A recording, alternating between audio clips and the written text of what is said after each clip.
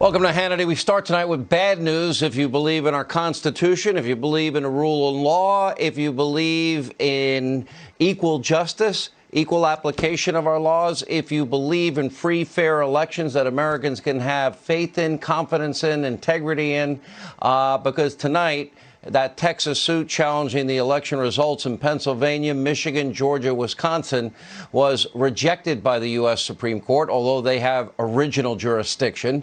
They have refused to even hear the case. Now, remember, a very serious, legitimate challenge garnered widespread support. 18 state attorneys general, the president, 6 states actually joining the case, 18 states with briefs in support of the case, 126 members of Congress supporting the case, including Minority Leader Kevin McCarthy signing on to support the brief. And their very real concerns, your real concerns, not even considered.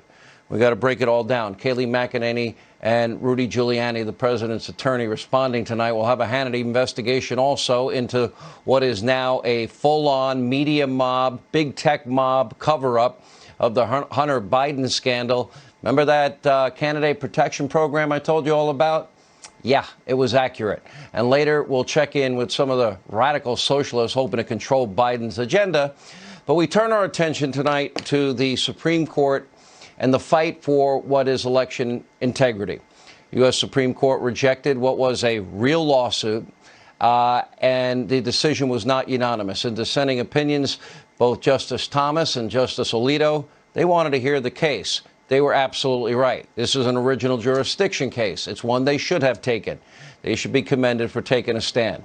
As we've discussed in great detail in this program, this case was built on 2 extraordinarily well-argued, legally sound, constitutionally sound, documented arguments. 1, the suit detailed how Article 2 of the Constitution was violated. As stated in Article 2, it requires state legislatures to decide election policy. Now, we have chronicled, and clearly the American people see it, 83% according to a Gallup poll. It was violated in multiple ways, including Pennsylvania. Remember the mail-in ballot deadline? Oh, we'll just change it to whatever we want without any lawmaker legislative approval. Well, again, only a state legislature constitutionally has the right to do that.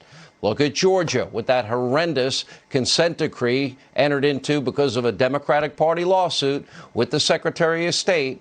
And, of course, they should have gone to the legislature to sign any consent decree. They did not. Again, flagrantly unconstitutional.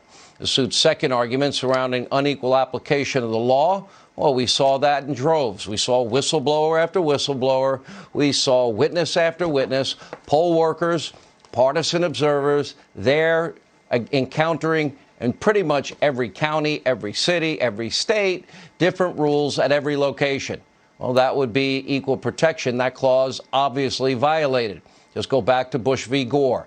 We know the partisan observers, election workers faced unequal rules, unequal procedures in different counties and even in the same state. Another violation of the Constitution. Many states followed the law.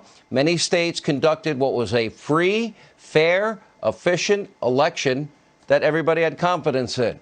But a few states did not.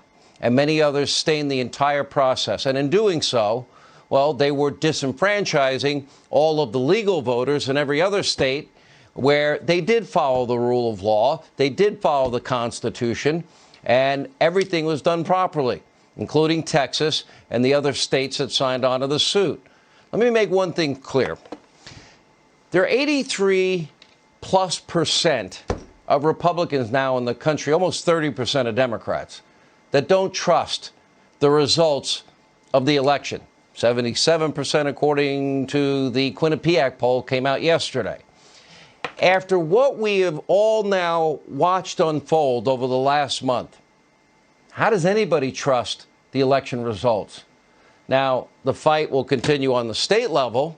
Some good breaking news out of Wisconsin, as the Supreme Court there has agreed to take up a Trump campaign lawsuit challenging tens of thousands of potentially tainted ballots in the state, separate and apart from the case that Reince Priebus has been telling you about on this program. But in doing so, they skipped over the Court of Appeals in Wisconsin. which could be a very good sign.